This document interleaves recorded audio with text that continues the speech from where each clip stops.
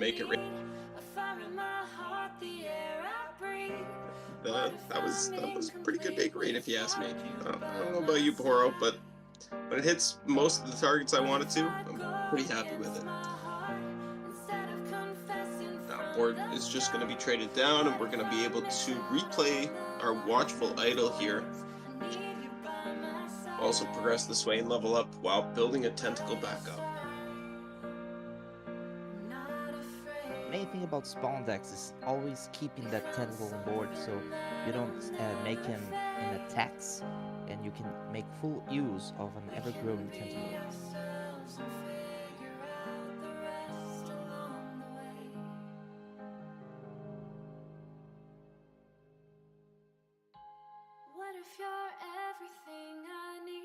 Yeah, definitely. One of the nice things about these Tentacle decks is that when the Tentacle dies, you can continually trade off blockers or attackers into your opponents, and you're regaining essentially a free unit turn after turn after turn after turn. And this was even more prominent when you could do things like burst speed out this Eye of Nakakoboros. Now that it's been nerfed to focus speed, it's a little bit less relevant, but still the way you're able to gain board parity through this tentacle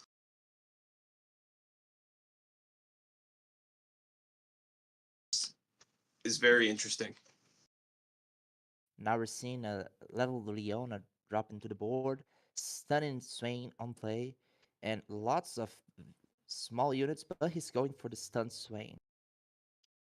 Yeah, and you just have to go after the Swain here. There's not much you can do there.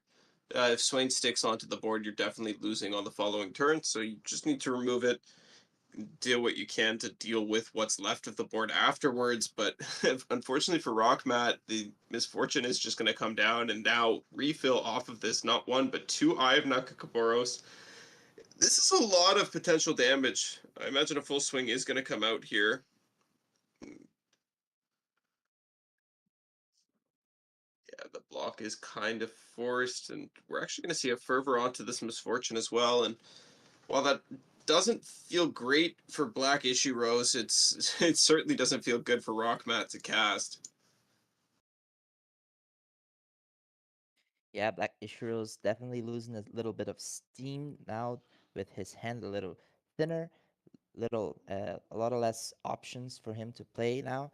But he has the board advantage. Let's see what happens in the next round.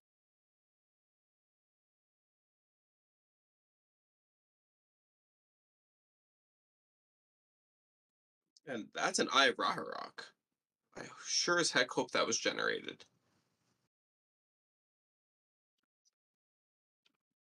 Solaris Soldier comes down just as a blocker, but that's not going to do a whole lot. Greyback Captive making an appearance in this deck. That's a personal favorite card of mine, so love to see it here. Love to see it show up.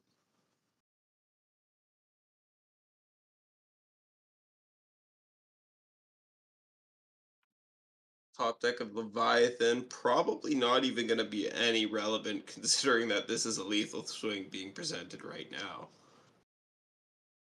Yeah, I guess we're seeing the end of the match here. Unless, oh, another fervor saving the day. Wow. Weekend fervor in response. And that's it. That is indeed it, but it looks like that's game one of this series just based off of that clock timer. There's 41 minutes left at the end there, so with some luck, we'll be getting into game two very shortly, and we'll be able to break down all the rest of the action in this head to head.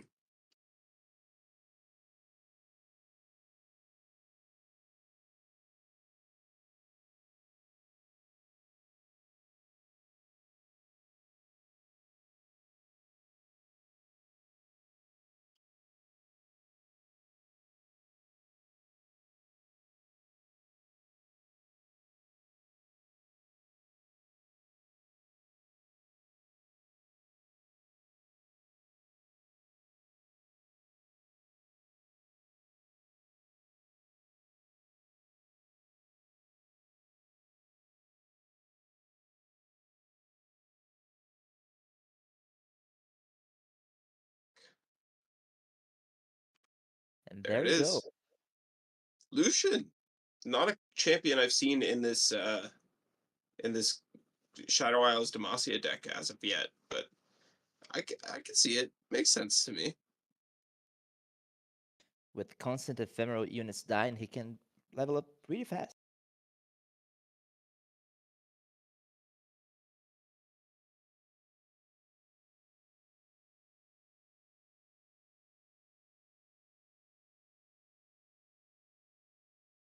Now we're seeing Ishurios setting up their boisterouses here in the deck, ready to die to give Lucian that delicious quick attack for damage.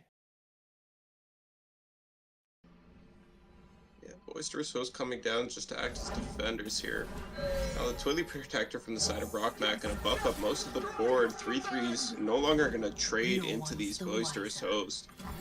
But the Foyer comes down, making another free unit for the side of Ishiros here. And the Pigeon is going to go ahead and ping off the Soldier, meaning that that will be able to be traded. 4 damage comes through. Not great, but better than it could have been.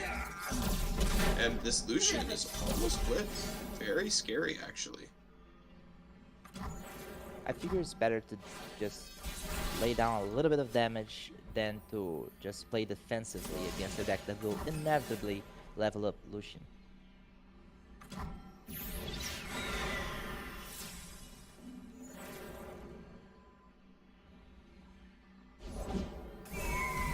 Lucian flip gonna happen this turn by the looks of it.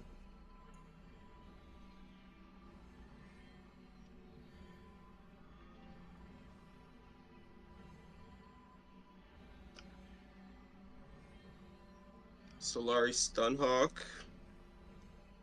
Shiro's just deciding if he wants to flip something here, I guess. This is mercy.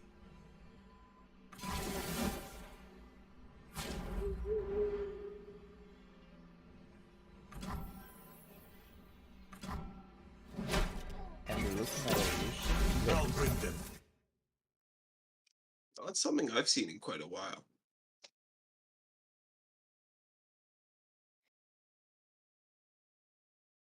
and now there's the constant threat of a hallowed Lucian attacking twice in the same time.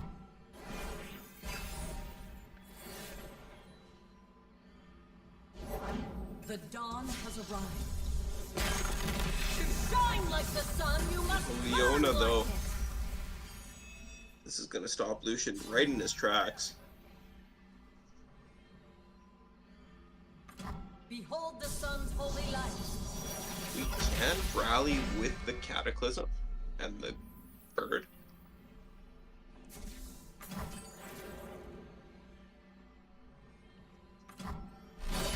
Looks like that is going to be the play here. Oh wow, we actually had enough Hallowed that this kills the Leona. That's wild. This is so good for Black Ishiros here. And thanks to Lucian and that Cataclysm rally, 2 units generated by Upland Foyer. Yep. And now he can even use the one just to draw here.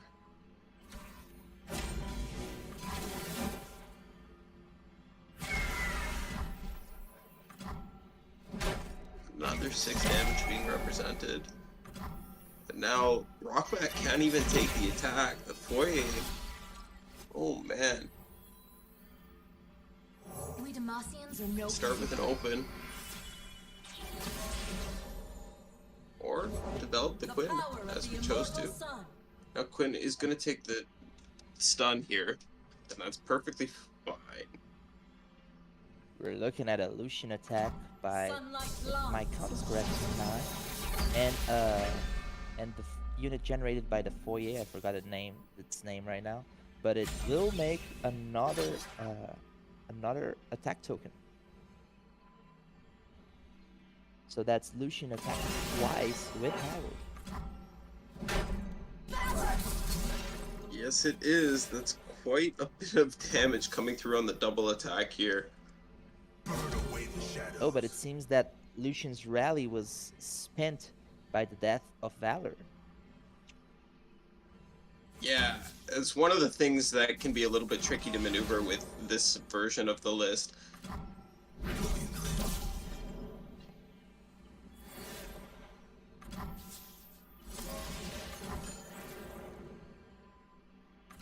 It's our time to shine, Valor.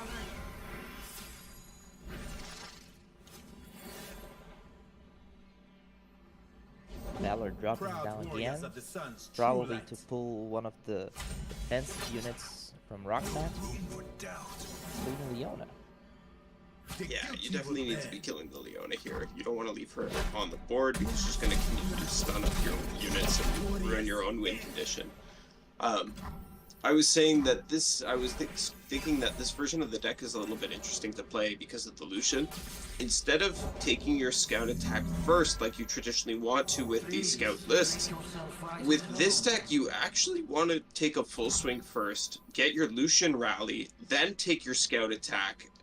Because if you don't do it in this way, it ends up that you burn the Lucian rally, which is awful.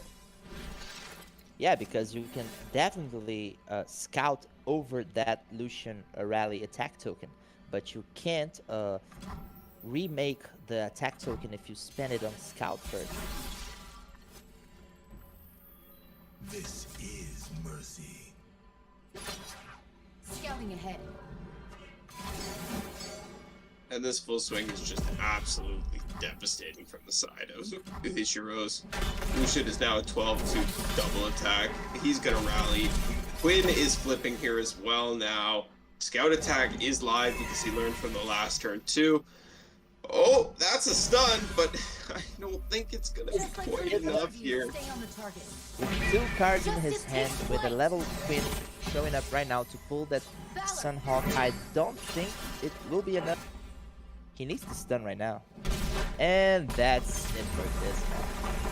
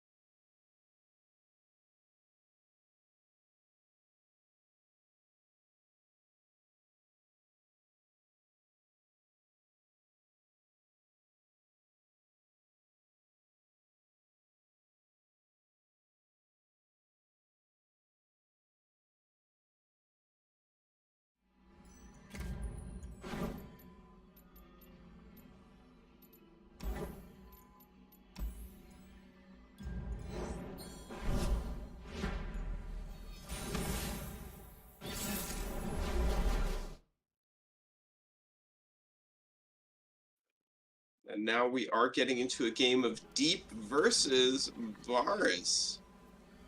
Interesting. Varus Akshan, definitely a deck that's been around, deck that's on a lot of people's radars, or was on a lot of people's radars a little while ago, back when cultists were all the rage. A Deep, a fan favorite that's stuck around, survived the rotation. Deep is another one of those stable archetypes that won't really grow much, won't have many different cards in their versions, but they are always very effective. They'll always hang around. Yeah, Deep kind of the deck that never wants to die. No matter how unviable it is, somebody always manages to bring it. Although right now it's in a pretty good spot, I'd say. Rotation benefited it quite nicely. It lost a lot of its removal tools, but despite that, the overall power level of the game changed to a point where sea monsters are just big enough units again. And that's cool. Yeah, the whole thing about sea monsters, right?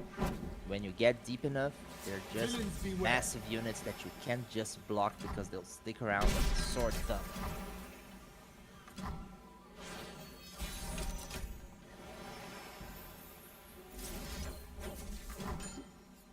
Quietus is being sent towards this Akshan. The first one didn't go through, but Gogo's gonna be smiling after seeing the second one connect. About some bad juju deck, I feel like Varus is the least popular of the three Runeterra Darkin champions, but I always felt like it was the most overlooked because people were always focusing about the Kane Aatrox's decks, and while here Varus just joining Rima to make a very consistent deck overall. Yeah, Varus Akshan is definitely one of the most consistent combo decks in the game.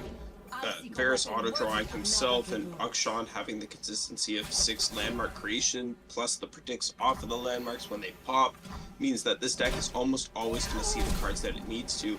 I am surprised to see it stick around after the rotation, though. It did lose the Absolver, which is kind of a very key piece for this combo, at least I thought it was. But maybe Varus is just doing enough by himself. Maybe the Darkened Bow is just doing enough and I don't know what I'm on about. Juju will show me, though. I believe.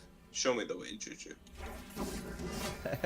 Definitely gonna see, definitely expecting to see some nice combos. Rotation affected every deck basically, but seeing which decks rise from the rotation and regain their strength, lose their strength is a very Definitely interesting. Juju has been able to set up quite the board here. We'll see if he chooses to pop his landmark next turn, or if he's just going to let it naturally count down and save the second Vagabond for a second landmark. I could see it going either way. It's pretty close. With that pickup, we'd probably just let it count down naturally. But we'll see how the rest of this turn plays out. It might be that we're forced into playing the Vagabond just to have a unit to attack with. We're not seeing any equipped units for that strike to be able to clear the board a little bit. So whatever he wants to attack will have to sacrifice another unit. Greed will turn Yeah, looks like he is going to go ahead and play the Vagabond here, popping the landmark now, and then will we see this played out anyways? Will the Desert Duel come out? Or are we just going to see an Akshan played off of this predict?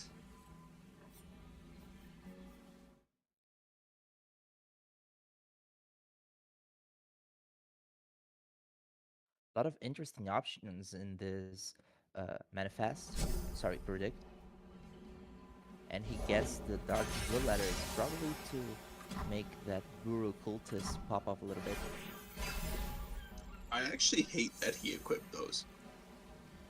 I wanted What? to see us clam as Alani. I mean, he will inevitably draw Varus, so he keeps playing Cultist, so maybe the Rhyme Negation would be a better option, but I don't hate it. Selecting the Bloodletters. I love picking the Bloodletters. I hate playing it as a weapon instead of just making this Alani as my first action on this turn. But that's okay. Juju's still pushing a good amount of damage here.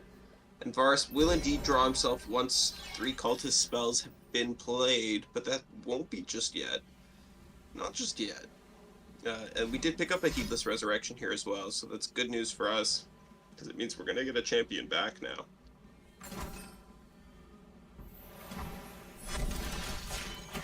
You cannot run And from receive a resurrected absolution. level action. Summoning that Warlord's Horde. Yeah, the Horde is going to start to pop a countdown now, and with the strike spells available to us, we're going to be able to count down a lot faster than we normally would be.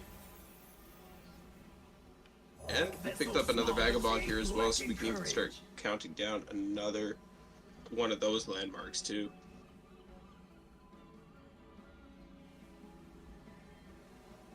The thing is, Bad Juju has to step up the game, win fast, because Deep is a deck that feels slow to play against, but when you're least expected, boom, they're deep, they're already making those huge attacks with huge sea. And as you said, sea monsters are now big units again, considerably big compared to the rest of the roster post rotation. So We're Cool gonna like see that. who wins like it? first. It is a soft time limit for Badu.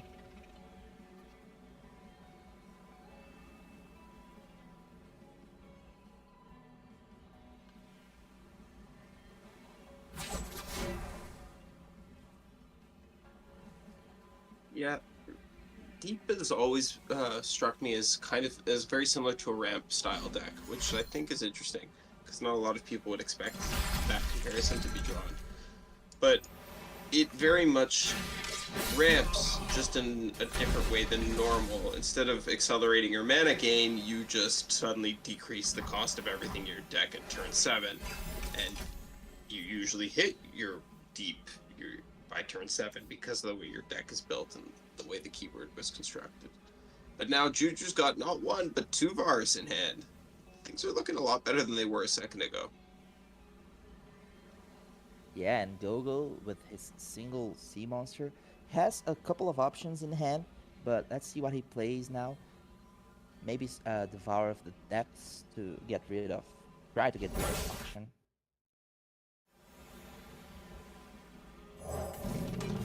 Yeah, and Juju opting to play the Bloodletters as a weapon yet again means that he's going to lose them here too. My guy, we have Zolani. She's a big overwhelm girl. Power enough to hunt Leviathan. I know. And now, awkwardly, the Akshan landmark will be proccing on a turn on our off token as well. Unless we just don't do anything for the next 2 turns, which I guess is an option. Not a very good one, but one nonetheless.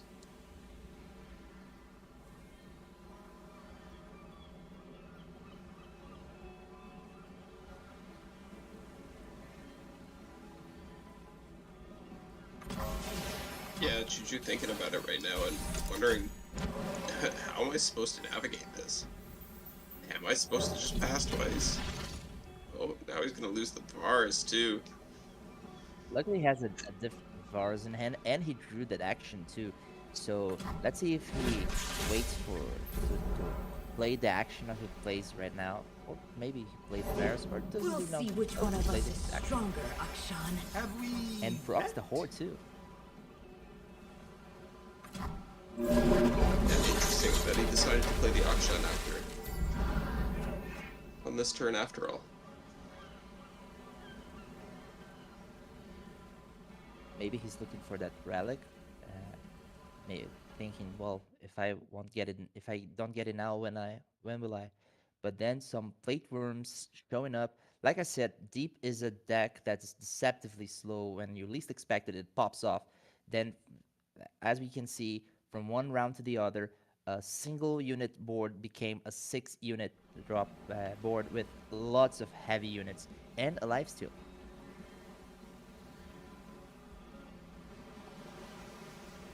And lifesteal indeed. This is a board that's kind of impossible for Juju to get through at this point.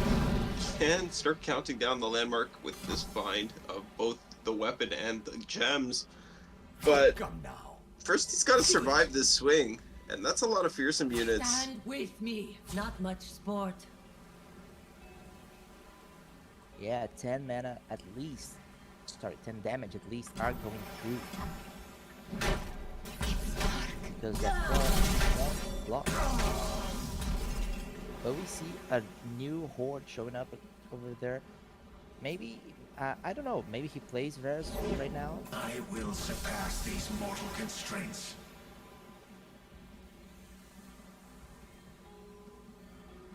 I think he has to start doing something. This horde has to start counting down. This glaive has to be equipped. And the bow has to be cycled back and forth, right? There's nothing else that we can be doing here except working towards this. We have to win the game somehow, and this is the only way that we're going to have even a slightest chance. Playing the gems right here. Rocking twice with the level Varus.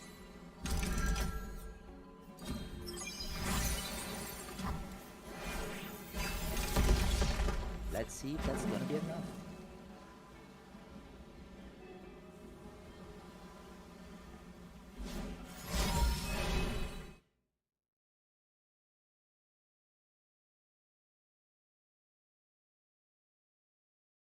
Paris is scaling his attack. Found a ruthless predator.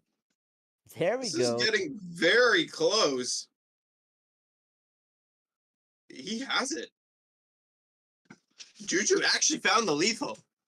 Oh my Moro, he god. did it. He did it. He did. There's not a single answer.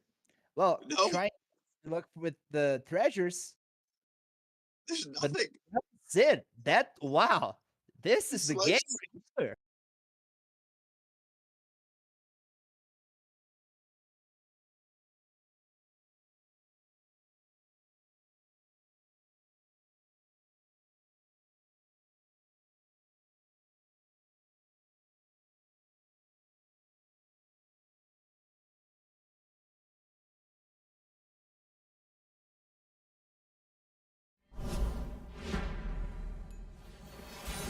Yeah, that was an absolutely incredible ending to such a grueling game. Very well played by Juju to stick out and find his win condition in that game one. Now we'll see if he can do it again with this Viz Samira list. Yet another combo style, aggressive list. Can Juju do it again? We'll find out.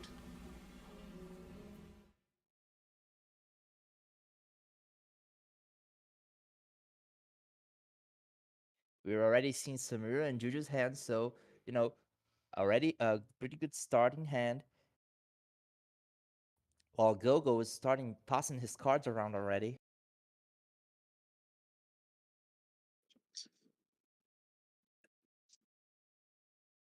No 2-drop found for Go-Go, so not the perfect start, but Dredgers means that it could be worse. Could be worse.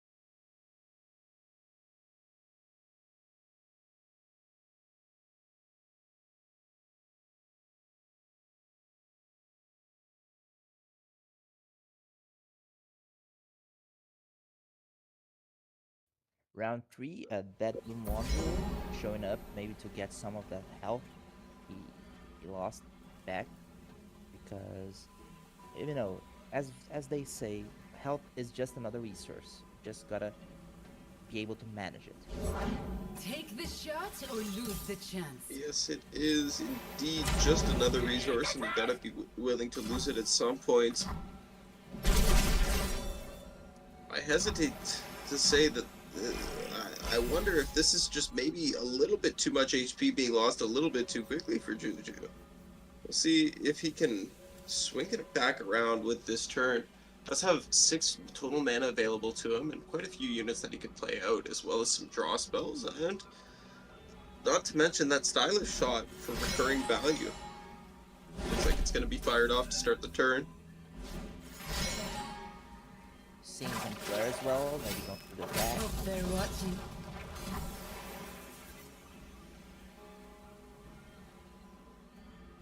Maybe Juju is able to flip Samira this turn, because if I'm not mistaken, he still has the next round to flip her.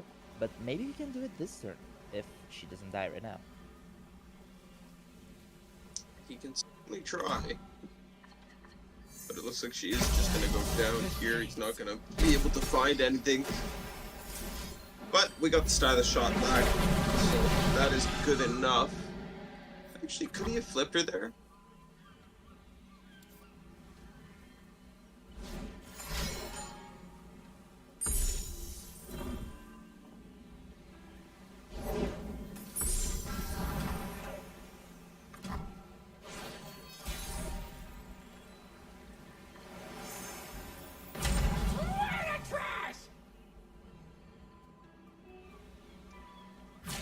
So I thought about it. No, there was no actual way for Juju to flip Samira in that instance there. On this following turn, though, he once again has a barbed chain here. Now, will we see this warning shot being used so that it can be fired off?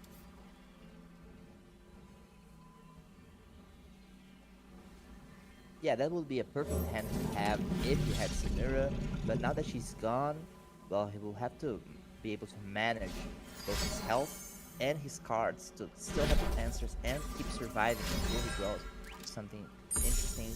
Samira, maybe. Gogo attempts to go after the Fleet Admiral Shelley, but gets stuffed by this all out. Guess the Bard chain is not going to be played at this point anyways, but the Verbal Fish will come down instead and open up the way for Shelley to continue with more buffs. We do have a rally option available to us here as well, and now Inferno picked up off the top gives us interesting options for draw chains off of Plunder tokens too. Stylish shot. This is 10 damage being sent to face. There's 5 more in hand with that Powder Pandemonium if you can deal a full board's worth. This is getting pretty close to done. What do you think? Maybe he'll go for that elusive win condition? He's certainly going to do his best to get there that way. Might also just burn him out with the Powder Pandemonium.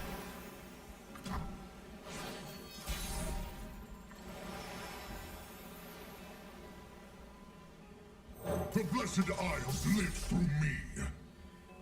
Gogo dropping his Maokai. They're still looking for that victory.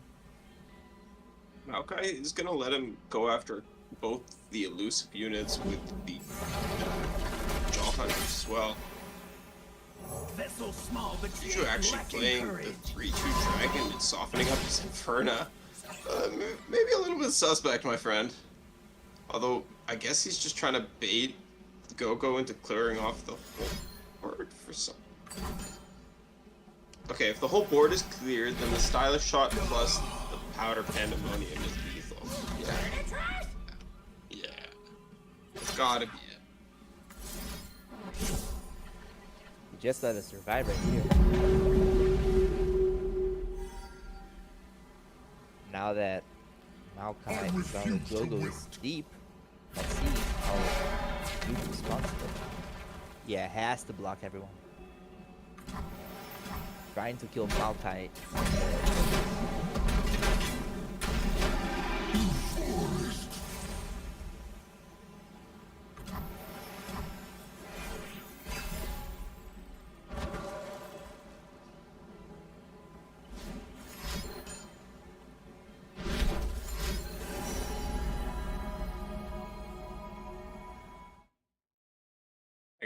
Megatusk, Quietus are the options off of this Swindle, and Megatusk gonna provide a little bit of healing eventually, but Juju's just going in for this Powder Pandemonium here on the spot while he has the token and the potential damage. Gogo plays his own Megatusk now, and this is gonna be close. I think it is enough.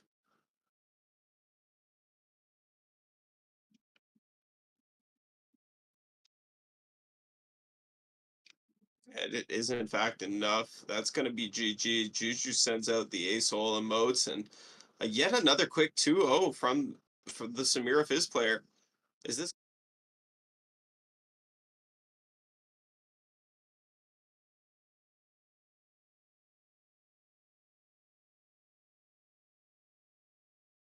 Emotional, very incredible twist of the events, and another one where Deep couldn't match up again.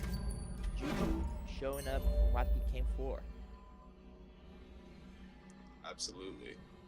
Juju definitely showing that he came to play, he came out to do his best. But we'll see who he's going to be playing in the next round. Taking a look, looks like Eluard was who we watched in the first match of the night, was up against Rito Ruined My Life, who took it all the way to the finals in yesterday's tournament against Broken Ball.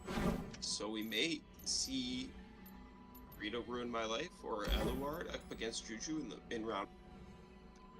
And on the other side of the bracket, we have Grave Trail versus Ishiros Gigas and Shotox versus Loud 42-0. So we are going to jump into Shotox's match here in just a second. Shotox has brought some spice to it. He was telling me before the tournament started that we should spectate him because he's got it. Udyr Galio, LeBlanc, Ash, Marauders. I forget what his last name is, but you know. And it's actually Evolution, which we get to see right now. but it looks like he is getting a little bit stomped here. Eeks.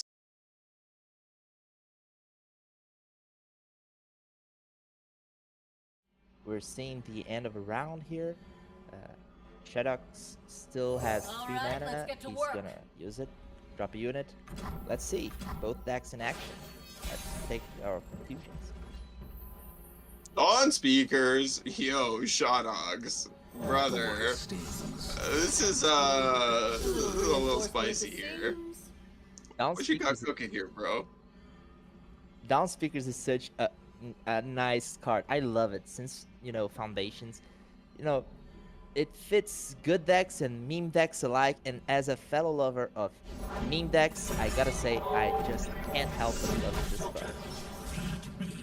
It is definitely a good card here, and now Shotox is praying that the Steam hits the 3/3, and it does indeed. But he's gonna get rallied on here in a second, and eeks, that 3/3 is gonna buff up the entire board as well. And there's a stylish shot coming out for the rally. Loud 420 going in.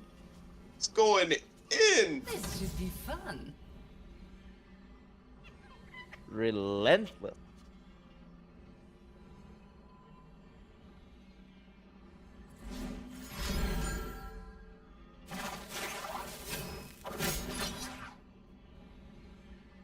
Pulling the steam, making sure there will be no scout shenanigans happening. I know that No look. funny business here. No funny business. Try to keep up.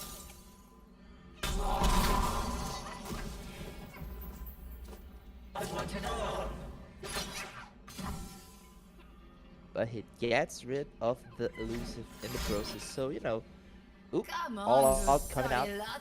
There's your protecting it. spirit. So we're not seeing the death of the elusive right now, which would be what we call in the business a bad situation. Yeah, Shotox definitely feeling like he's in a bit of a tough spot here. This Samira just rallied on his token and is halfway to another one. Never mind the fact that his opponent didn't lose a single unit in the course of that rally, either through the blocks or the attacks. This is not looking good for Evolution.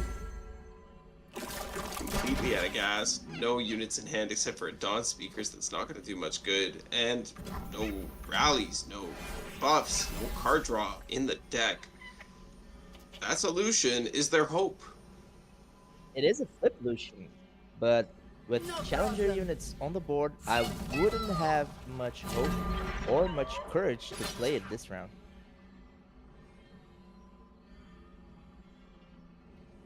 I think you kind of just have to play it this round. You don't really have a choice. You gotta fully block here and just pray that you're not dying. But Shotox is just gonna accept death, accept defeat. Say, alright, you got me this time. I'm going next. He surrenders. Sends out the GG emote, and Samira wins yet another game. This deck is undeniably busted. Samira, the new Katarina.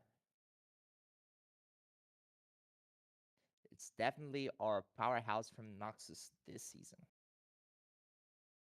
Katarina was not even remotely close to where Samira's at.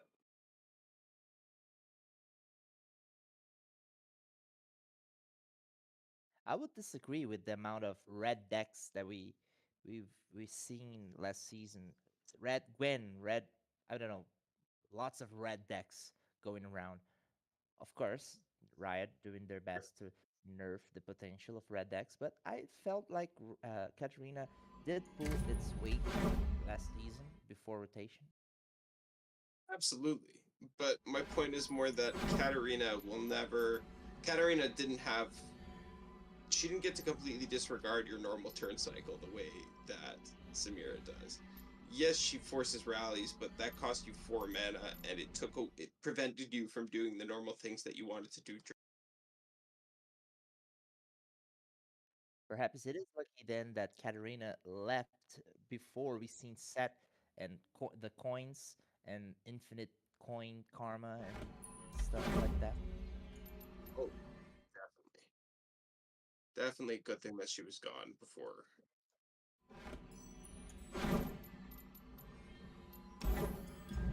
We're gonna jump over to Rita Ruin My Life and Eluard for the next round here.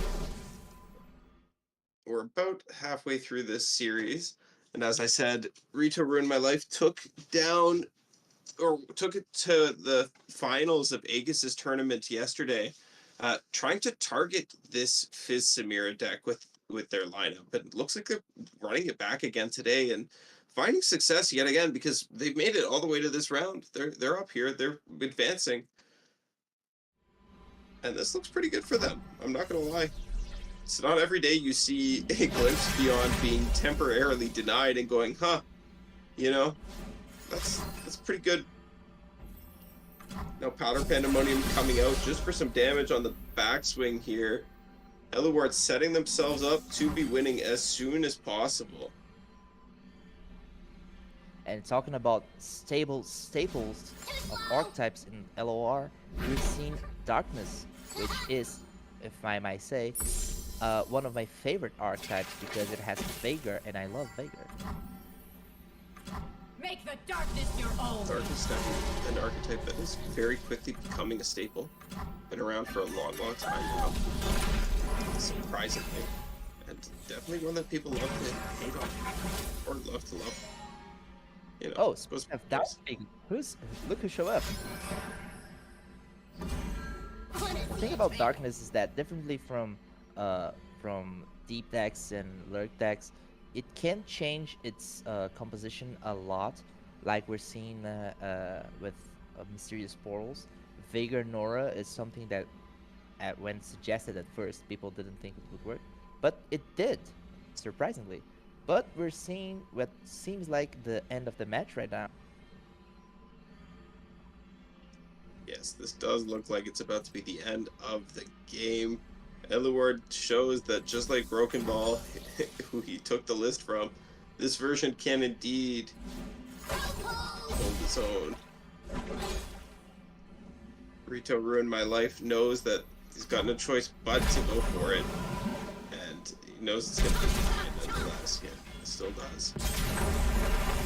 If they have it, that's the old saying.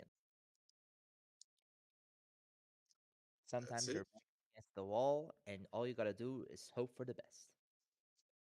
Certainly. And unfortunately, the best wasn't quite enough in that situation.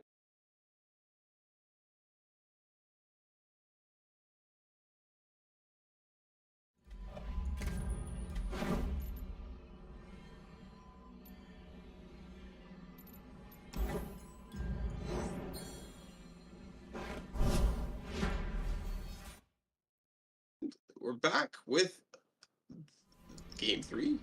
What I'm assuming has to be game three, anyways. And it is yet It is. another repeat of yesterday's lineup and yesterday's finals. Caitlyn Jace versus Darkness. So when we saw this played out yesterday, it went pretty heavily in the favor of Darkness, if I remember correctly. They just ended up playing beatdown against this Caitlyn Jace and winning with Nora portals before anything else happened.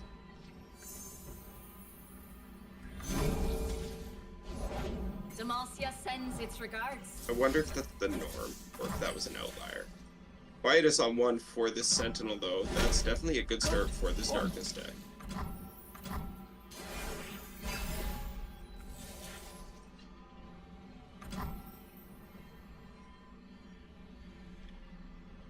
Passes being sent around. I'll just actually going to be opted for here instead, just to take a look and see what the potential options are. And unfortunately, these are some of the worst that you can get. Horror Story's a choice just for some blockers, but that's not going to be too important in this matchup. Instead, going to take Base Route. Maybe Access to Lifesteal will be valuable. Maybe Access to Double Attack or Elusive will be valuable. There's some cards in the Fade pool that can be helpful, so I like the choice. Yes, Darkness starting a little slow with the conchologists happening, showing up. Right now, he has a little more options, but unfortunately, it is Eluard's attack, but he skips. Interesting pass. Interesting pass from LoR. I wonder what the thought process was there. Maybe they wanted to try and trap a Vhagar with the Jace, but yeah, I guess the Caitlyn trap doesn't matter that much. You're playing a Sentinels deck, really, at the end of the day. It's not really a Caitlyn deck, so I kind of like the idea there, slowing them down, making things awkward for the Darkness deck, and the Darkness player seems good as well. Now here that Phase Sprout is going to be cast, and Junk Construct, great pickup. Living Library and Grandfather Fae, both options as well, but I think you're going to lean towards the Construct here. Construct is always a good blocker. It gives you 2 units for the price of 1. While like Living Library and Grandfather Fae are more situational. I always forget about the buff off the Phase Sprout. 3/3 is pretty big difference. It's a pretty big difference from a 2/2, especially when you're playing against a Sentinels deck that wants to be looking to infuse fearsome units. Sink your fear. Move or cease. Oh, but this attack... Manners? Actually, I love this. I love this. Now you can respond with this Hate Spike, and then if they have an answer for the Hate Spike, you can Glimpse too. Feels good, man. You can also just Glimpse and then Hate Spike if they have a response for the Glimpse, but I think I like doing the Hate Spike first because I might draw a little bit more. Looks like Rito Ruined My Life does just want to go for the Glimpse instead. Peacemaker protocol. Saving the hate spike for some Easter's targets, probably. Yeah. You can also just continue to deny the Kate value by denying the Flash Bombs.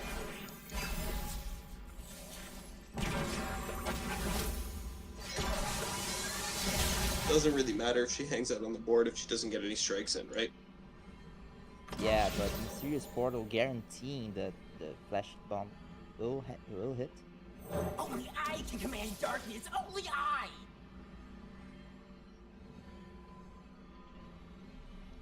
One step ahead. Twisted Catalyzer comes down.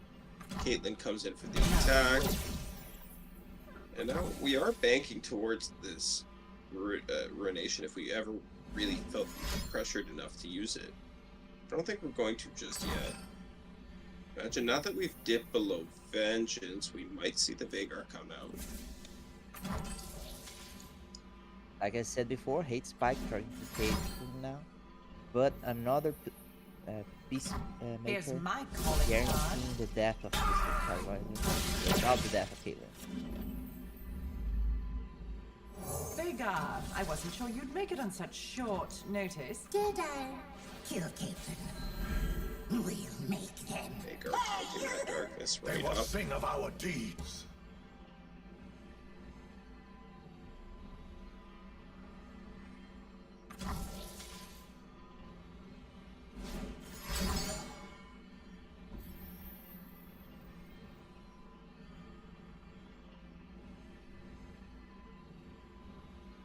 Vengeance comes out onto...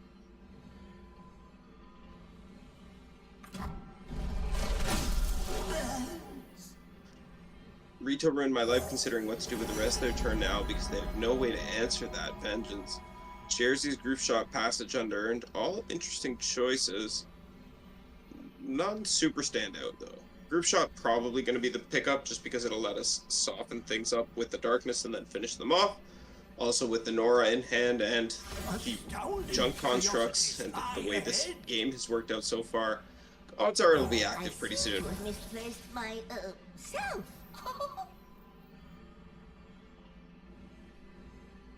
Oh, steady if you please. For befell. 3 A full times swing over. right here with Nora and Junk Construct. Caustic Rift, taking down 2 of their attackers. And the group shop guaranteeing the Caitlyn death.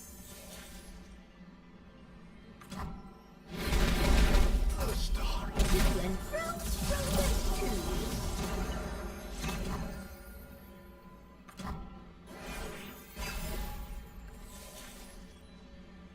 Now LoR kind of running out of gas here, but does have the formula and now picking up the Pharaohs off the top, getting even more card generation access, and a way to redevelop the board with the assembly line.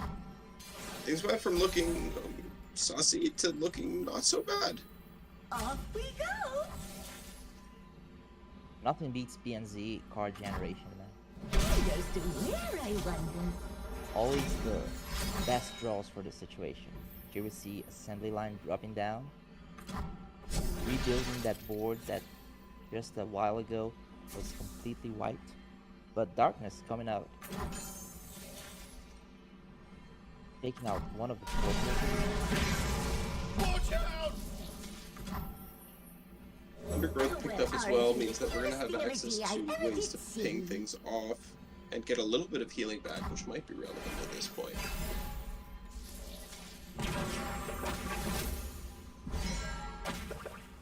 Darkness doesn't have the best options How dare they? for healing, so those kinds of draws, lucky draws from Portal and Undergrowth, providing that much needed help.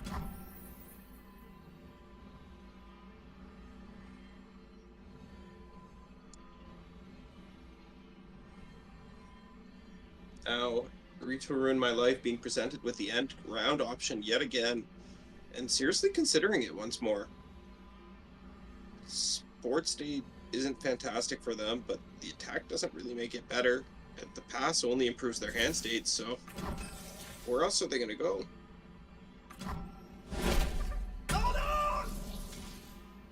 Going for the group shot, clearing out their board a little bit more. Maybe we see Ruination from Award?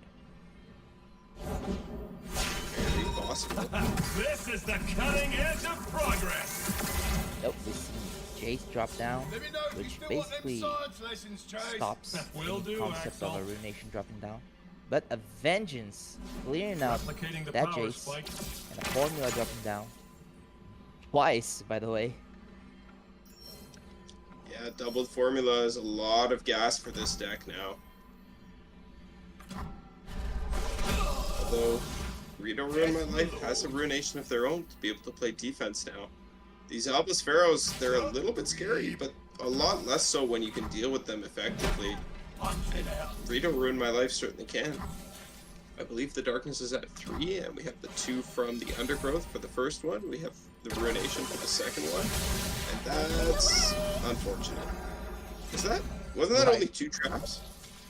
No, Caitlyn, when she died, she put some more flash bombs. No, but didn't that... I thought that said 2. And then it No. dealt 3 damage.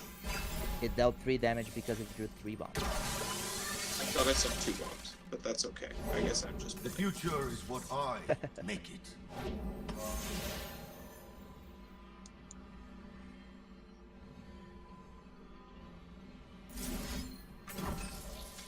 A Ruination to take out one seal is not something I would see.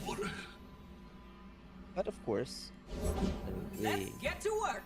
have to consider that the players don't have access to the information we Remember, have. So we're the ones who maybe make who knows? progress Riddle happen. might be on Coming something. through. Well, you got to think about the lose condition, right? How do you win? How do you lose at this point? You lose by letting that Albus Pharaoh stick on the board. So you can't give it more than one action to hit you in the face, because that's basically guaranteeing that you're going to lose the game.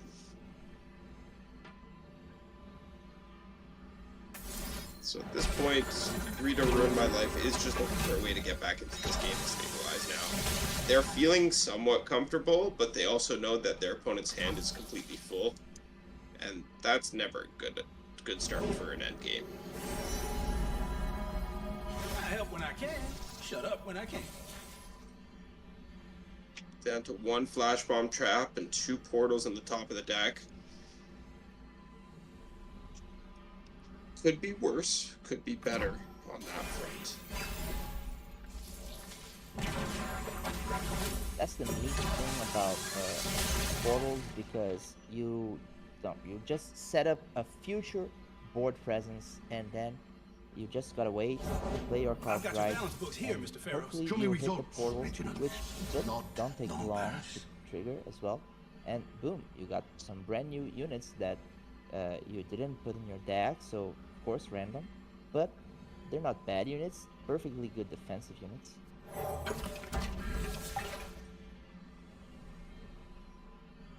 Pharaoh's getting quite large now as well.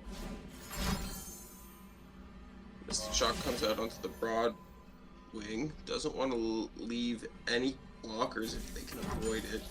Glimpse comes out to counter, get a little bit deeper, dig a little bit deeper into the deck from the side of Rio to ruin my life. Try and find some more answers that may be a vengeance, but that built over pacemaker is going to come out on top of that, denying the value there. And now this Albus Pharaohs is going to get to attack in, and that's going to be super spooky when it does finally happen. Designated comes down to create an AoE darkness, but you're going to trade off this whole board so you're not at risk of dying anyways. That feels bad, bro. Money matters. Let's go, people! Really ruining my life, deciding, yeah, well, perhaps taking a little bit more damage deal some more in the darkness. But now we're low enough that a Jace with a double shock blast will kill us, and we can see that that's coming exactly our way. Although the lifesteal off of this is huge.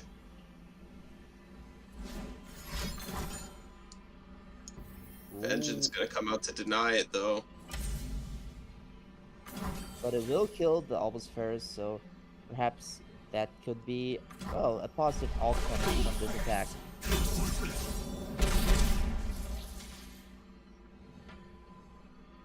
The good news is we're not dying from double shock. Brighter The tomorrow. bad news is there's a level Jace on the board that's sticking. The He elements still bind has the Sully living and the Sentinels. dead. He dropped one, and there's more. Two more in the hand to get that sweet lifesteal. Yeah, the lifesteal's fine and dandy, but it's not gonna matter if the unit can't stick to the board in time. Interesting use of tech. There's one shock blast. And we can see the second one available in the hand. Rito ruined my life considering whether or not they have any outs available at this point. I don't think they do, but maybe this Portal Palooza will draw into something that I wasn't expecting.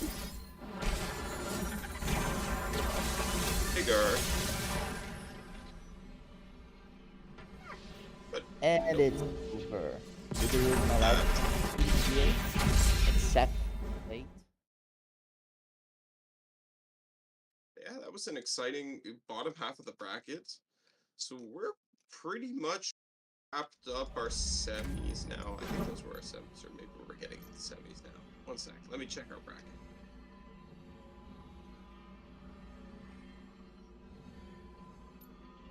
Sorry, those were our quarterfinals. I hope you all enjoyed those as much as I enjoyed casting them. We're about to get into our semifinals, and our semifinals from the bottom half of the bracket is going to be Ichiro's Gigas versus Loud 420. And then the top half will be Juju up against Elward, who we just saw take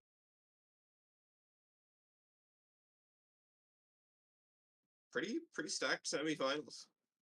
How are you feeling about this tournament so far, Poro? Very impressive. Like I said in the beginning, unpredictable plays.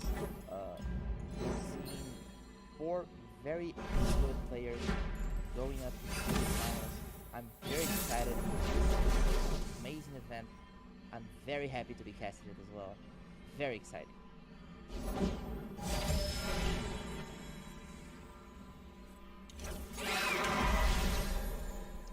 We're just going to cut towards the end of the game with Black Ishiros against Loud, and that's a pike with a round. Shining gifts from the sky. Ishiros does have answers in the form of this Sunburst and a little bit of healing, so looks pretty good for them, not gonna lie. They're at 18 HP. Took me a second to clue in as to what was going on in this game. Yeah, judging by the timer, this is our first match, and we're already fallen in the middle of a very heated match right now. Let's see who has the time.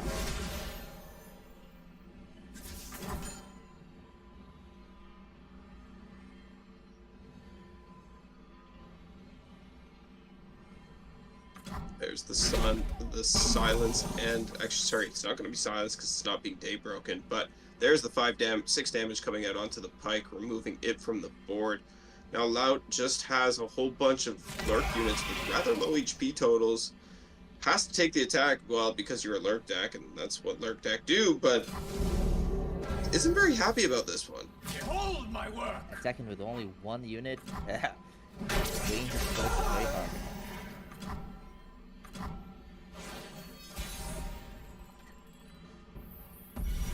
Definitely not happy about any of their choices there, but forced into them nonetheless. Now, Ishiros has a Garen that's going to start working towards its own level up condition here.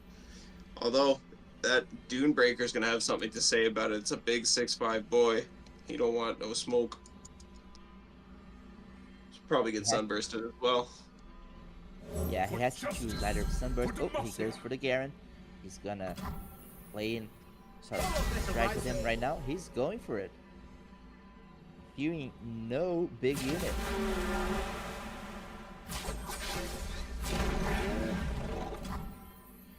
Yeah, I think you're pretty happy to just trade this Garen off at this point. It's ensuring positive trades for the rest of the board. You're still pushing towards that lethal. You have a Sunburst in hand for a Rek'Sai, for a Pike, for whatever else might come down. And you have a Ravun for a little bit more gas. Feels okay, man. Feels okay, man. Yeah, we've seen that Dunebreaker popping off again, and immediately sunbursted. Things are not looking up the last one. No, they're definitely not. Double rally is not what you want to see, and now with this, the open attack is going to be lethal for Ishiros, but he's going to go ahead and develop instead, and that doesn't matter because it's going to be lethal that way. Anything he does, he's winning the game in this position. Full HP, up against the Lurk player. Lurk beats Demacia? Apparently not anymore. Yeah, Lurk does not beat the master anymore.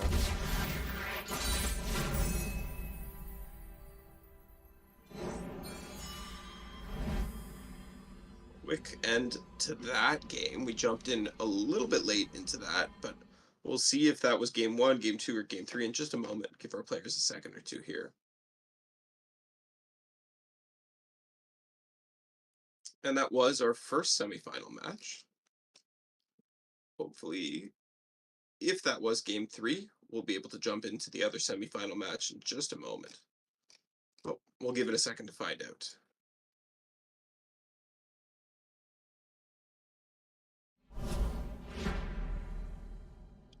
Looks like we've got a game on our hands, Poro. Game 2 or game 3, we'll find out in a second here, but either way, it's going to be Lurk coming back up against the green Scouts deck from Ishiros. And now this is the same deck that we saw a little bit earlier today in the broadcast, if I remember correctly. The one with... No, it's not the one with the Lucian. That was a Quinn deck. I'm getting confused. Wait, isn't it the one with the Lucian? Oh, It has a... oh, it's a one of Lucian, I guess, or maybe it's 2/2/2. I just assumed it was Lucian entirely previously. But still, very cool deck. I'm a big fan. Yeah, Lucian put in the work he put back at Foundation, now in the new rotation. Yeah, Lucian's changed to a 1-drop, really redid what the card, really gave the card a little bit of a new look, and I think it's very cool and very interesting. Apparently not quite good enough to be relevant just yet, but we'll find out. We'll see. Maybe it'll get there. It's a good support card. We're looking at a predict for Zerzai Hatchling, Forsaken Bakai, and Opulent Foyer dropping in. Opulent Foyer, another fantastic card. Always great to see. love to see it on defensive turns on curve like this because it means that you're getting one additional hallowed stack for free, you're getting a chump blocker for free, and you're getting an additional attacker in time for your Gwen turn as well. Like, this is just so good for Ishiro's. And they're actually just going to hold off on the Gwen for the time being. Wants to play this a little bit slower. We might even see the Valor come out here just to gain a little bit additional value, make some more attacking units, force some more trades from the side of Lout. The one thing about Lurk is in these mid stages of the game, they really only can usually drop one unit at a time. So because of that, Ishiros has the potential to put out a lot of damage here. Beast come in all shapes. Now we're seeing a Pike drop down, and Valor, as you said, And this Valor is going to be able to threaten the Pike because of the hallowed stacks as well. So, sorry Pike, you gotta go, bud. We've had enough of your reaving here.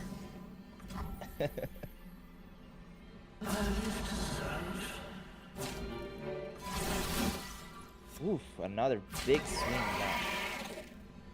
You gotta trade, you gotta block, you gotta hold on to that help.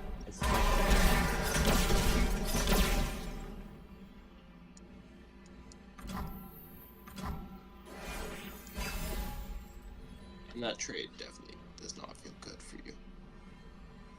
But you're at 3 HP. And that feels even worse.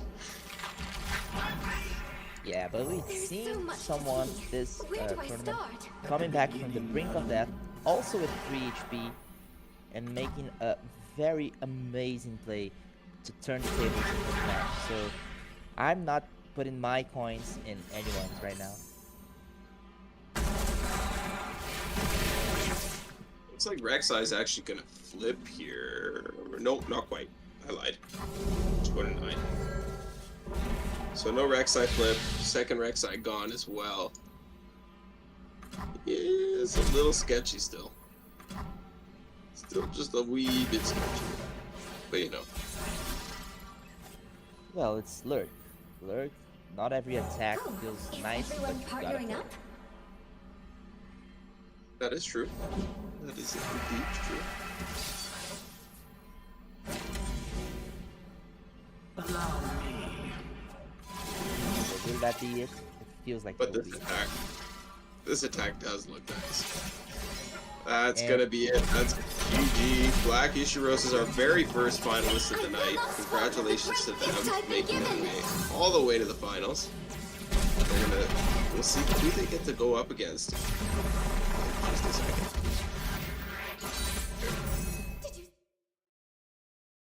So, 4-0. That's it for our first semifinals of the evening. That was quite the exciting end game.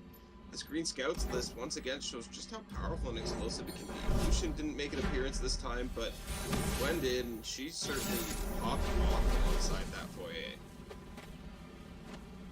Goes to show a good defense. The best defense is a good offense. Popping off, exploding the enemy nexus as fast as you can will never cease to be an effective strategy. Definitely.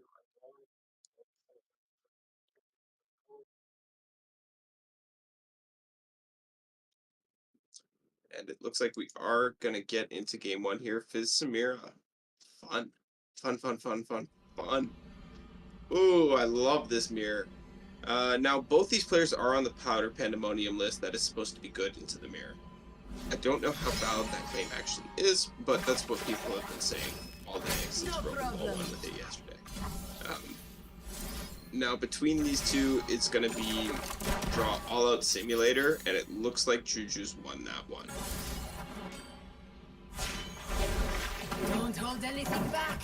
I Yeah, the won't. thing about a mirror match is this mirror is that the edge Want to prove that the yourself? elusive Now's your units chance. gave you throughout the tournament that we've seen time and time again is just gone because both players have access to elusive units to attack and block with.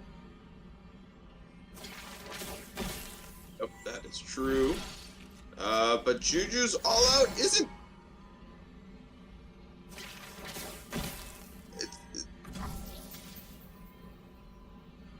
Oh, he's Is it on a- token. He's on No. token. Doesn't matter. Doesn't need to be live. Oh my god! I was so scared for a second. But it's okay. I'm just dumb. It's fine. Everything is fine. But we've already seen a 0 mana Burbly.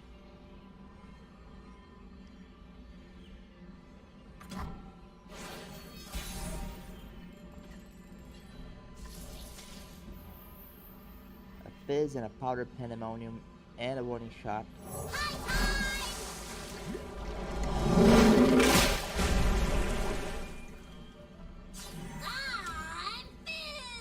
Fizz flipping on play. And with token.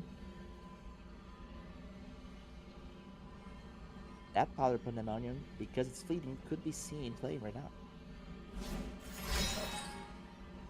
I think you probably do want to be playing it right now. Maybe after this pirouette, though. Probably would have used the pirouette to try and kill the Burblefish and stun the Samira. Although I suppose you can do it afterwards anyways. This way you're not opening up board space for their own Pandemonium? Okay.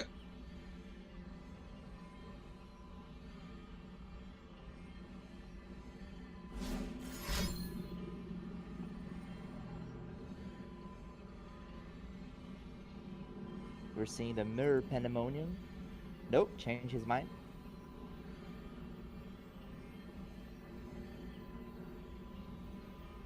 Bad Juju calculating his next move.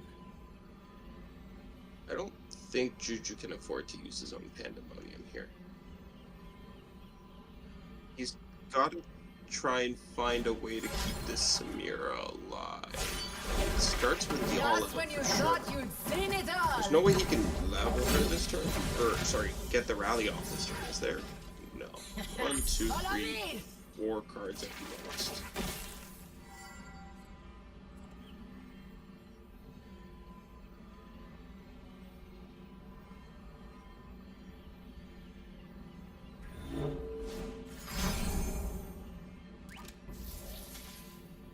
Yeah, we're seeing the potential Powder Pandemonium right now. Wow, that's a puny. Powder Pandemonium, more like puny Pandemonium. Haha. You spent 5 mana in a single Powder Monkey.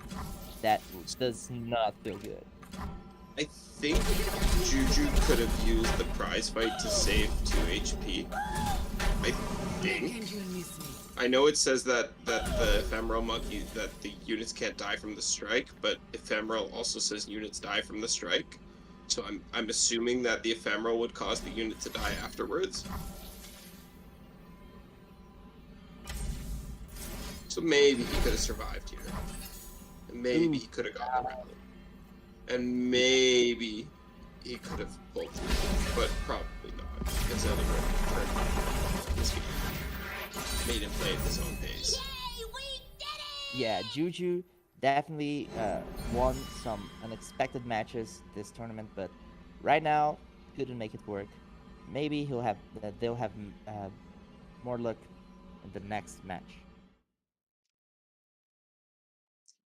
We'll see if Juju can take game 2 down, but now Bellewar's up and is looking to take their way down and make their way to the finals. Now we're gonna get to see this Aatrox Bane deck make its reappearance on the main stage here. It's a deck that was around for quite a while, but has since disappeared and is now reappearing with the resurgence of rotation. Yeah, we're seeing Samira in Bad Juju's hand once more. And now LoR drawing the Vein, summoning Valor.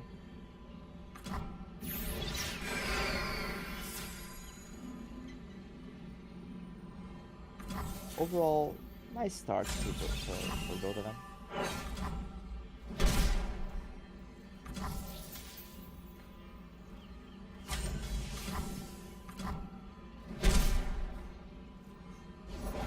Don't Don't ask for Definitely a nice start for both or players here. forgiveness. LoR feeling pretty good about the fact that they got their Valor down here, but would have liked to have at least get some attacks out with the spear as well. That way this board with their units could have been fucked up.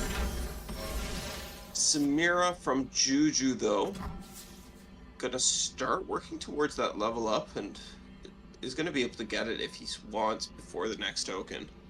But this hand is more than possible. We're gonna see the flare come out here to let him go after the Valor, but this is gonna get stuffed by the catch. Which in turn will get stuffed by an all-out, which is why LoR didn't go for it. That's gaming. Monsters still lurk in Demasia's Yeah, every both shadow. players being very conscious of their opponent's hands. Juju didn't play their Samira until Valor had attacked twice. LoR isn't spending kind his of girl. resources in something Gorgeous that would and be deadly. cancelled. Yeah, both players very conscious, very alert, thinking forward. That foresight that makes the difference between a good player and an excellent player in that era. Yeah, definitely. LoR gets the Vayne down. She's going to start counting down that tumble. And Juju, of course, is about to flip his own champion, that's Samira. Barb Chain's going to start to expedite the draw for next turn as well. Let Juju start to churn through his deck and get to his win conditions and get to his value cards. Samira flipped now. Can Juju even rally this turn? Not quite, but it's closer than you might expect. Yeah, he's definitely hoping to flip this turn. Perhaps setting up for next turn, or maybe a miscalculation. We're going to see.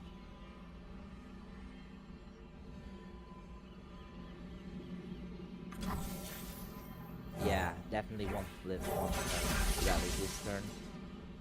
Passing initiative.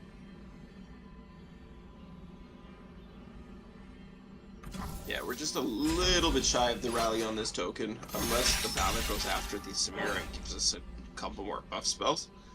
But as it currently is, we're chilling here. This all-out, though, can be cast to keep our Father Fury alive and trade the Valor off. I like this a lot, actually. It is going to end up trading with this catch, and I think LoR will probably use the catch just to make this an even trade, but nonetheless, this is definitely in the favor of Juju.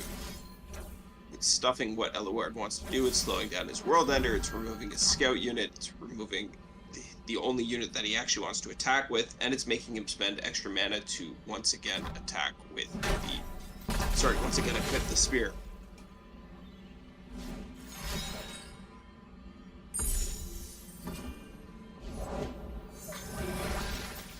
Swift death. Yeah, but no more Valor to attack again. He's going with a Solo Vayne attack, looking for taking down some of that cost from Tumble.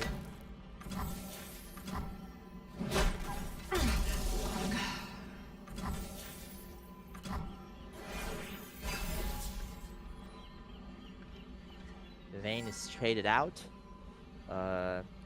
LoR with a couple of options in his hand, but with a clear board, will have to play much more reactively.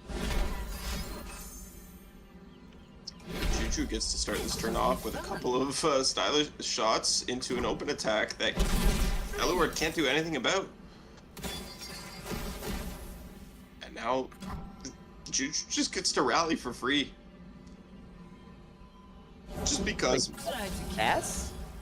blink and you'll miss me. LoR has to play, yeah, Comet Cook. With that photo thing, Shepherd's Authority wouldn't help at all. Yeah, but LoR's just dead. There's nothing he can do here. That's it. Juju's gonna tie this up at a 1-1 set and take it to game 3. Or So is this game 3? it will be, it will go to game 3, I think, if I'm not mistaken.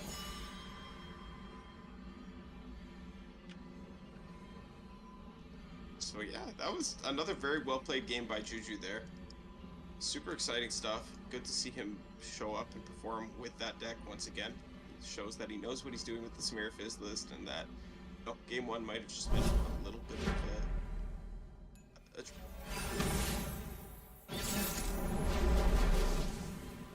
All right, game 3. We're seeing a mirror match. not what I expected to see. Definitely not what I expected to see.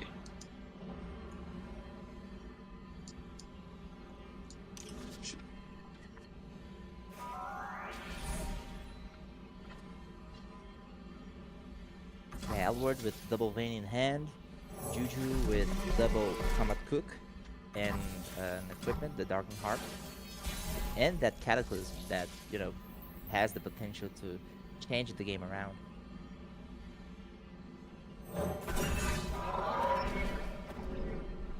But the early game goes to Alward, developing very nicely.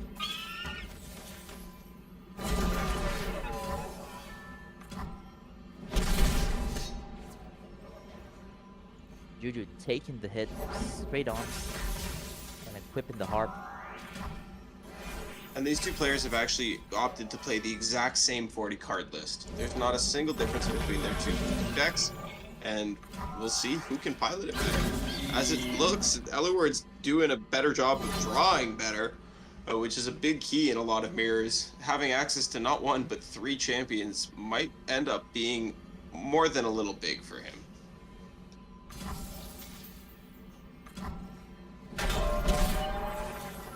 Yeah, sometimes the difference between players isn't skill, isn't files, isn't the meta, it's just playing luck.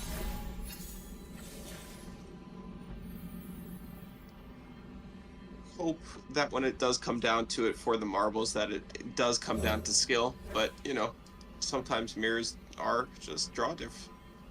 That's the way it goes.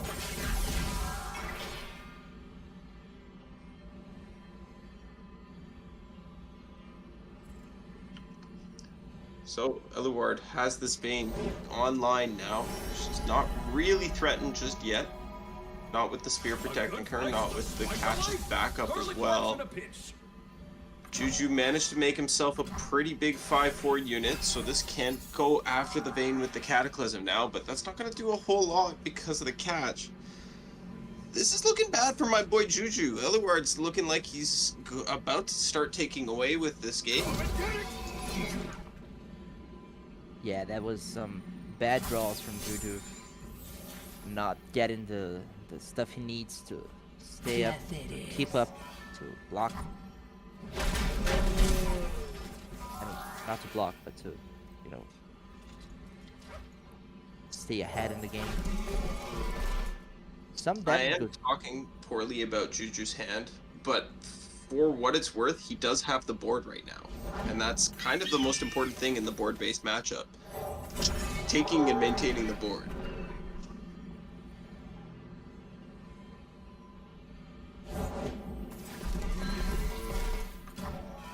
He has the board and the health advantage right now, so despite what would look like a bad start, he is getting the upper hand in this match.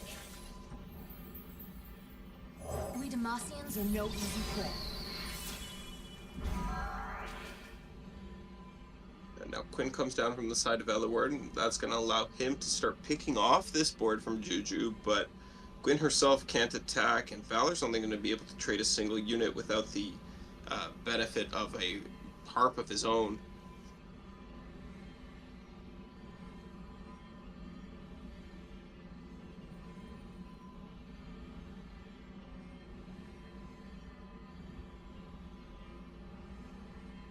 Maybe we're looking at a fish fight, a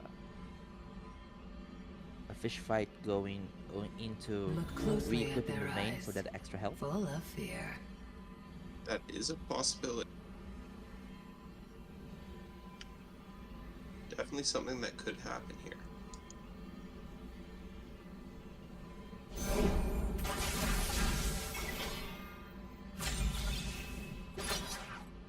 Valor gonna come out challenging the Fleet Feather Tracker. Trying to take the challengers off the board is a good first step for Eluard. Will it be enough, though?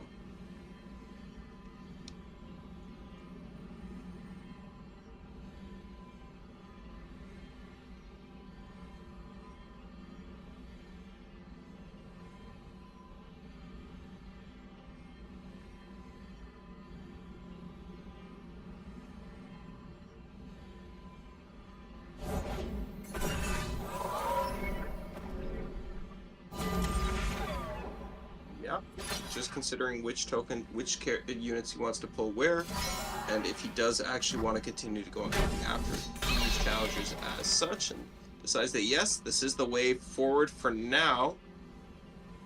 This tumble is going to get discounted to 0 next turn as well. Might have liked to see a full swing come out into a scout rally just to give us another access to more tumble, but can't really afford to risk that and give away the Quinn. It's just kind of our win condition at this point. Fish fight looks like we might get to see that cycle play that you talked about, and this deals with the final challenger, so now our champions are safe as well. In other words, still hanging in there, still seeming okay.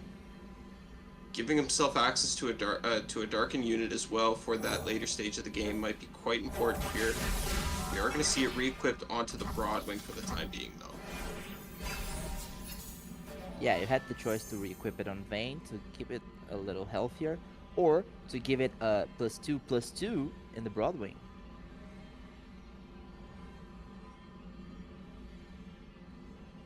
I would imagine we went for this choice because it lets us take a better trade, and no other reason. Full of pain! Speaking of, we're going to get to trade this Broadwing into the Badger Bear like we want it now. Quinn can try to block the 5-3 with the catch, but that might be a little bit too risky. Looks like Elward's not going to go for it. So that's a good way to lose, Monty. Check yourself before you wreck yourself. Now we're seeing a tumble with the spear on the Quinn. Stay on the target. Quinn is going to flip here as well. This looks pretty good for Eluard, but Juju's also so very close to his own lethal. Both champions flipping for Eluard, but Juju going to get to rally here with his Valor and Cataclysm as well. I don't know. This is tight.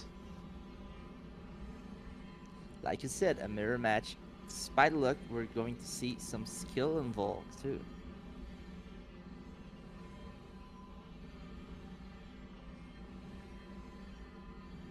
Scoops on! Your head! Jojo deciding to block that first attack on the Quinn. Elwood has to think if he wants to develop that Quinn and that Vayne, both now with low health, very removable.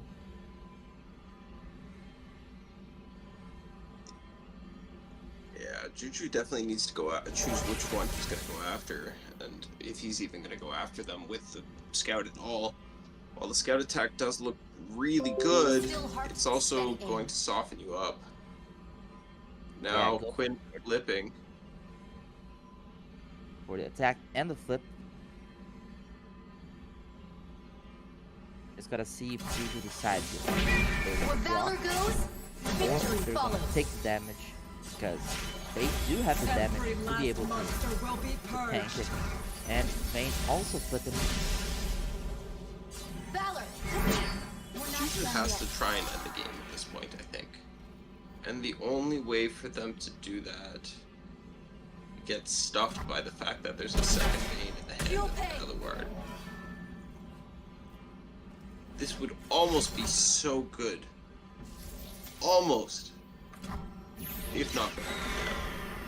But that condemn is just going to foil Juju's plans the moment they were hatched. Oh, we're seeing now a Cataclysm, Scouting ahead. Fly swiftly.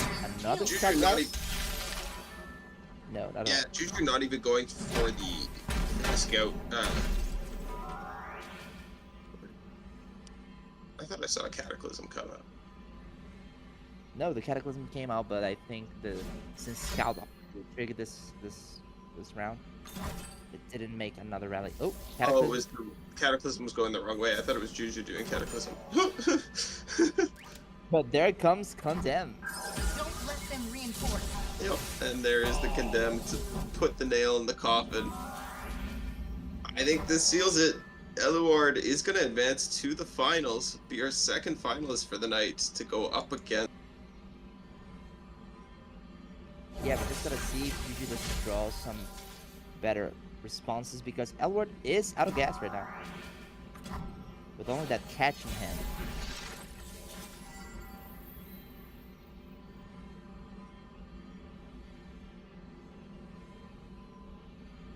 Just like hunting thresher geese. It's our time to shine, Valor. There goes Juju will have to play that Valor if he wants any chance of winning this game. Get an extra blocker up there.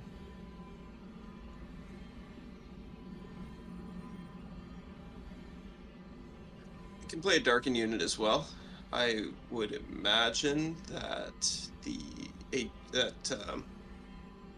Yeah, they're going for it. the spear is a good choice. Yeah, okay. And that's a 7/7 Badger Bear. Holy. Swift death. Holy. Yeah. Stay on the Emote. target. Sure of the victory. That's gonna be it. Our second Yeah. match, Elwar. Congratulations to Eluard. Oh, he will be joining his opponent Ichiros in the finals of the first ever Noximus GG tournament. I'm looking forward to it.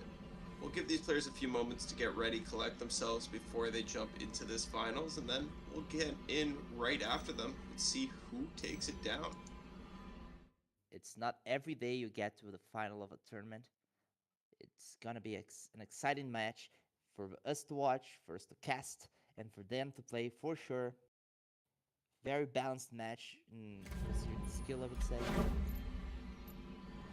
I think it's definitely a balanced match, and I think it's definitely going to be an amazing match for us to watch and for us to see go down and for us to cast. So I'm really looking forward to it. I'm hoping the players are looking forward to it as well, and I'm hoping that they show us their best.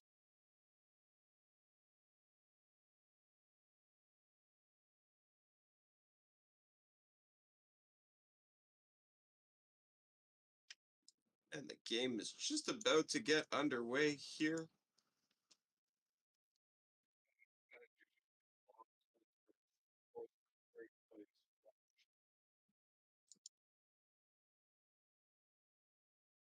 And our third and fourth place match is Lot 42-0, who we saw earlier go down against Ichiros, and Juju, who we just saw lose against Eluard.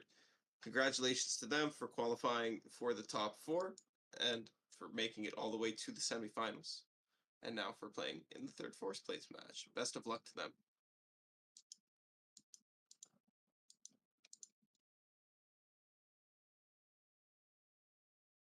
After all, the podium is a place of honor, not only for the first place, but for all places.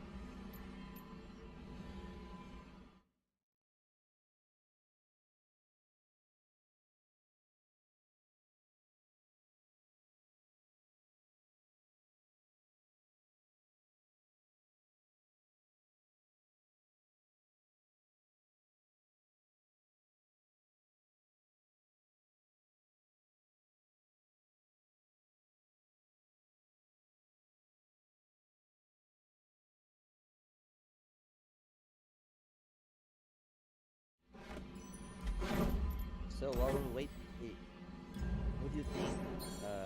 What decks do you think we're gonna see in this final match? I am not sure. I have to imagine that Eluard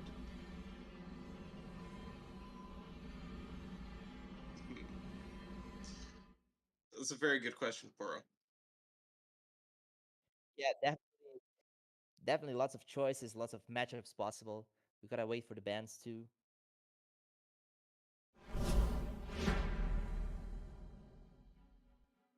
All right, we're going to the first part of our finals.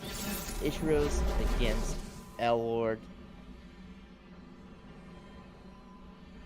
We're seeing Elward bringing that Kale Aatrox, not Kale, Vayne Aatrox deck.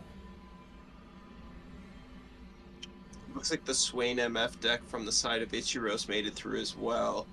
Once again, that captive Greyback showing up and actually keeping it in the mulligan.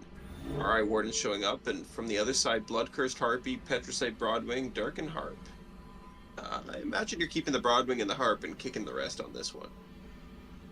Yeah, one Bloodcursed Harpy wouldn't be very nice. Two, not at all.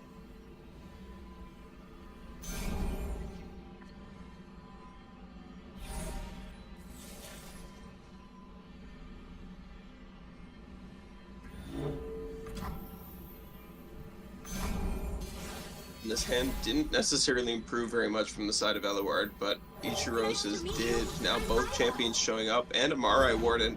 Not to mention a heavy metal that'll allow him to deal with the first piece of equipment, something that's absolutely critical for taking this deck and keeping it under control.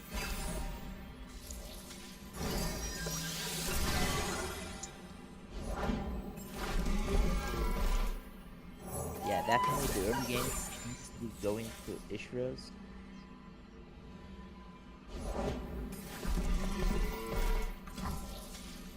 That's a lot of Elkin, though. Now the Darkin Spear comes down onto the Broadwing, but that... And there it is. Heavy metal comes out. Now the Broadwing is just a sad X1.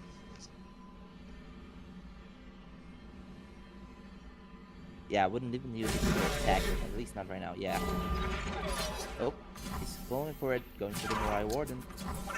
You want to attack with it now to get your value while you can, right? As an X1, it's never going to get to block into the Misfortune, so you need to ensure that it is getting to trade at some point. Otherwise, you'll just fall too far behind on this board, and then you'll never have any chance of winning because they're going to be able to burn you out or lock you up with the Swain. That is correct. That is true.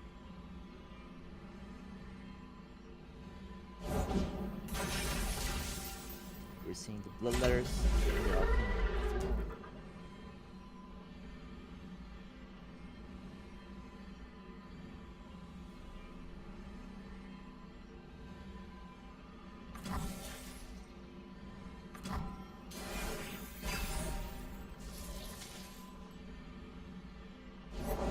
We Demacians are no easy prey. Wind comes down.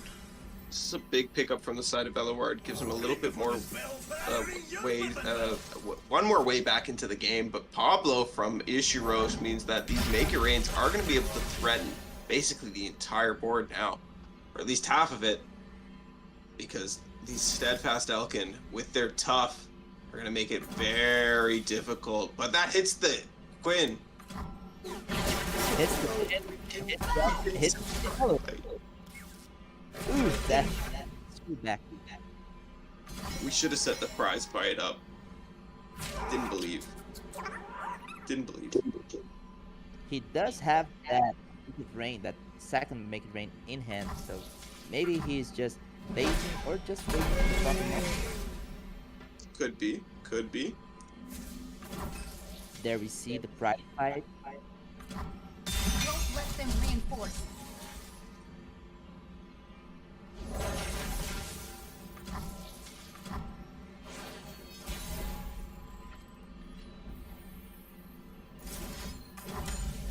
There we go. Make It Rain missing, Quinn.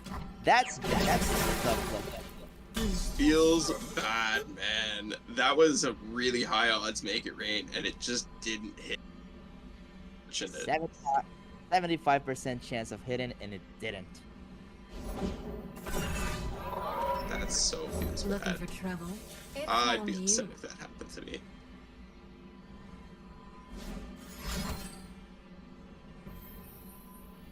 Now fish fight to take out that unfortunately.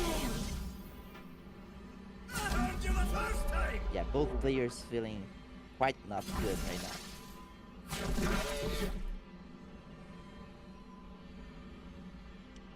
No, nothing to feel good about in this spot. Everybody's losing their champions. Nobody's got cards left in hand. Feels bad all the way down. Yeah, this final match is more about denying the other than setting up your own board state. But we're seeing that Swain in Ishiro's hand. We're seeing that Aatrox in Elward's hand. This might turn out it's anyone's game at this point. Anyone's game indeed. Could go either way, but that Aatrox is going to do it a big favor for Eluard, healing him up a little bit and giving him his World Ender win condition. Above all. Meanwhile, Swain dropping down, flipped already. Not with a token, but we're seeing another Pablo for next round.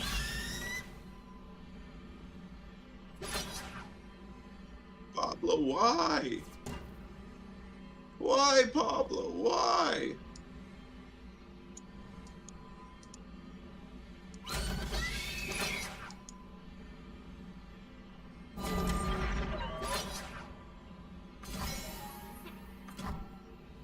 Swing attack comes through. Or defense, sorry. On the block here. Now that fish fight is going to be able to take out the Swain on the following turn when Eluard gets the action. Yeah, Ishiro's better account for that. Better expect it. Nope, drop Pablo. And we see the fish fight coming out.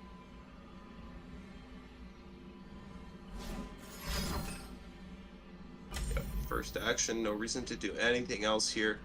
We can prize fight in response here to then finish off the Aatrox with the parlay. That feels pretty good. Feels like the only option right now. Seen as Ishiro doesn't have a lot of gas. Doesn't have a lot of But at this point, Ishiro's has fallen too far behind, I think. This game is very firmly in the hands of Eluard. He's going to be able to play his World Ender on the following turn. I don't know how this is going to go well for Ichigos at this point. He needs a lot to go right for him. Starting with Leviathan into a whole bunch of other nonsense that I can't even imagine. Yeah, that Darkened Blade combined with that World Ender will definitely turn that Darkened Thrall into another Aatrox very soon, very fast. Yeah, actually going to go on to Quinn so that way she heals back up to full and isn't going to be threatened. Eluard's still considering his own win conditions, recognizing that he can flip this back off of her, but wants her at full health so that way her attacks are safe, and I'm a big fan of the way he's been playing this turn. Valor, to me! Yeah, always careful, always considering the answers the enemy has. But going on the offensive nonetheless. Where's my sponge? Where's my plate bucket? Giving Valor quick attack with the Darkened Harp. Nothing out of the ordinary here. We've all seen this play pattern by now. We all know it. We all hate it. Now, Quinn herself is going to flip too, and actually we're even going to get this Darkened Thrall thrown into the mix. Things are looking good for Eluard. Yeah, It's actually a good game. Ishiros knows he's sending out the GG, he's going to forfeit. I, for one, do not blame him. I would have done the same in his spot. yeah, sometimes you gotta know when to quit. You gotta see that despite everything, you did your best. You can catch up in game 2, game 3. Still, this tournament can go either way. I'm very excited. I am also very excited to see who's going to take it down in game 2, because these players have got it going underway. Ishiro's opting to run it back with this Misfortune Swain deck up against this Viz Samira, the deck we've all come to hate.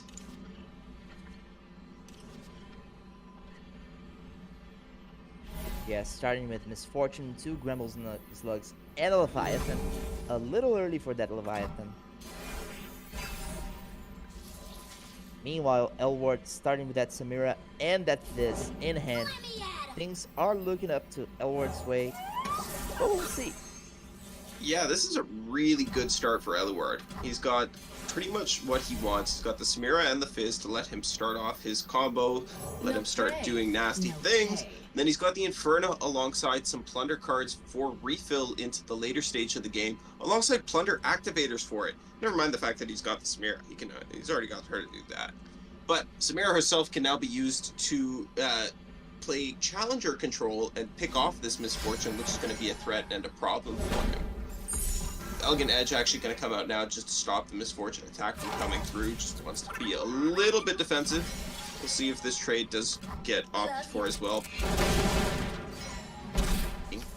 We always want to be thinking about how we can get the most amount of damage out of our own attack turns, and that means not trading fearsome units into non-fearsome blockers.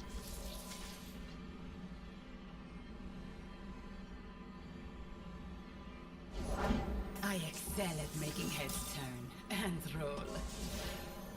Now Samira dropping down. A flaring hit. Issuers with another Grumble Slug. Maybe we'll see that a hopeful Make It Rain.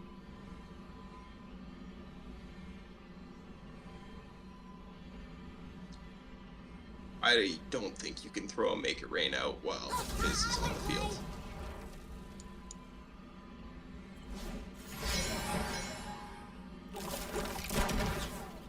Flare hitting the Nexus, Samira taking the back row for now.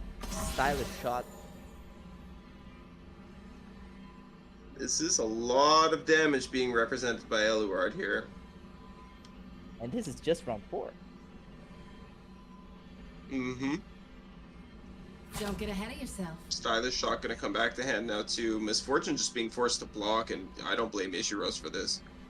You gotta do what you gotta do. Stay alive. Survive. It's the name of the game.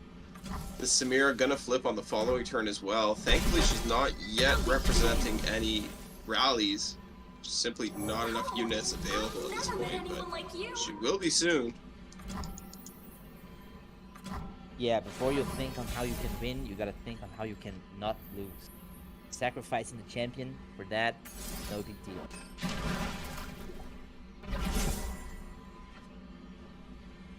And we see the Misfortune coming back to the hand. Looking Lucky for draw. trouble? And we're It's on dropping you. it already. A board full, one round to the other. That's what we like to see. My kind of girl. Gorgeous and deadly. Edge comes down just to develop more defense. So far, it all looks good for the side of Eluard. Shiros is mounting quite the attack here, though. Yeah, Misfortune is down again, but that was a lot of damage coming from Ishiros. I think it's one of those attacks that looks scarier than it is, though. Because that attack isn't actually killing you, and you are almost certainly killing them. Beautiful and brutal, just how I like it.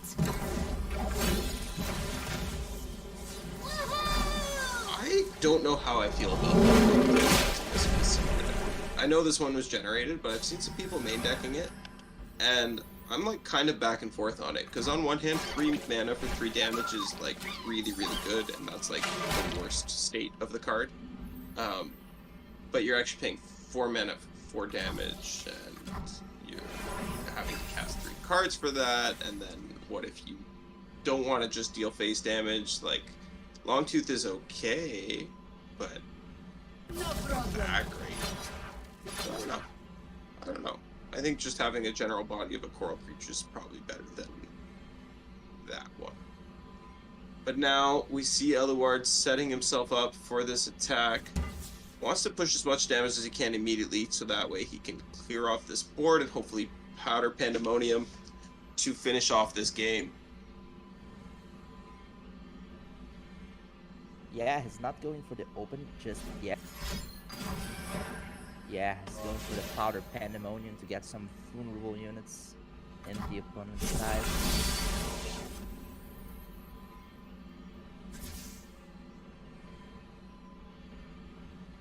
Oh, wow.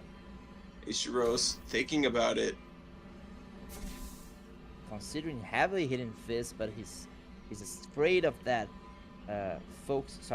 that burst speed spell to save Fizz, so he's going for long tooth. I think it's fine to fire it at the Fizz at this point, but I also think it's safer to fire it at the 5-2. I think it'd be like really heads up and really ballsy to fire it at the Fizz, but I like the play. I think it's a good play, especially given that we have caster vision and we can see that it would work in this case. But being in the game and tracking everything that's gone on to that point, you've never given them an opportunity to use an all-out to like protect a Samira or anything like that. So given that there's a chance that they have one, and if they do have one, you would rather have dealt damage to the 5-2 than not done anything to the Fizz. Yeah, definitely. Now we're seeing a totally vulnerable attack, removing a lot of units, and that make it rain hitting Fizz. Wow. But he didn't hit the other unit, which is what I think Ishrus was hoping for.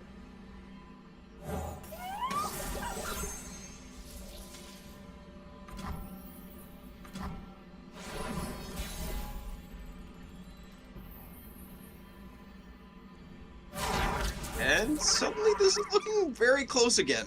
Both players under 10 HP now. Eluard on the defense, but has the Samira, meaning that he could flip this to his offensive token at pretty much his whim. Ishrus considering a full attack. No, going for the Leviathan, guaranteeing a Swain next round and 3 damage. Was it 3 damage or 2 damage? I forget. Off of the Leviathan, it's 2 damage at this point. Yeah. Another powder Pandemonium. What a shame. Defensively this round. to Oh, you make sure you can't. Oh, he's gonna. He wins actually. This is lethal because the turn runs out. The Pandemonium deals 3. The 2 flares deal the 1 remaining. I was like, why didn't we just rally and win the game? Why didn't we just take the 5? But it doesn't matter. This is even more stylish. Eluard just absolutely dances all over his opponent. Oh Wow. my powder monkey finish. That was an absolutely incredible finals. What a way to go out. Powder monkeys blasting the Nexus. Incredible work by Lord. Sometimes the best solution is the simplest one. Eluard has been playing phenomenally all evening. This guy has not stopped playing his A game. He's not.